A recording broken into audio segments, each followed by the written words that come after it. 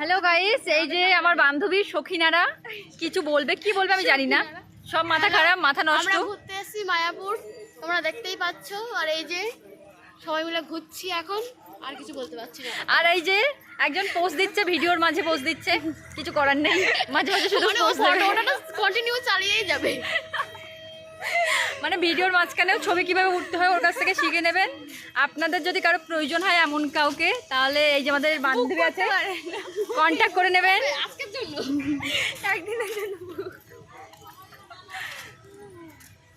আর আমাদের পিছনে ওই যে ছোট ছোট ভাইরা আছে, ওই যে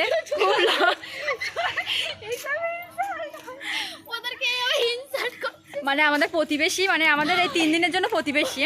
হ্যাঁ, প্রতিবেশী আবার ভাই, আমাদের আবার রুমের পাশে থাকে।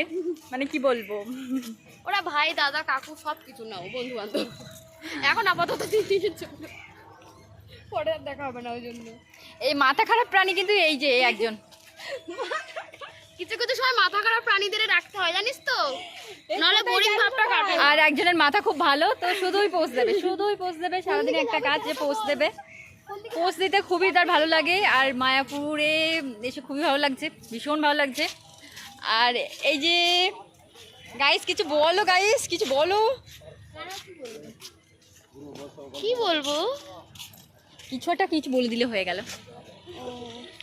আমি বলছি রে, ধর দেখি, ক্যামেরা ধর। তোমরা কি জানো এখানে সবাই ফিরে পেটে কি সুন্দর সুন্দর ছেলেরা এসেছে, এখানে খুব দেখে সুন্দর আমরা সুন্দর ফিরে হয়ে মানে গেছি। মেয়েরা আছে, কিন্তু আমাদের মানে ওই ওরকম মেন্টালিটি নেই, তবু আমরা দেখছি, দেখার তো দেখছি, কি করবো, চোখ চলে গেলে আমাদের কিছু করার নেই।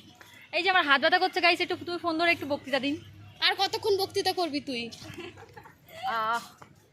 মানে আমার কি লেভেলের হাত ব্যথা করছে বলার মতন নয়।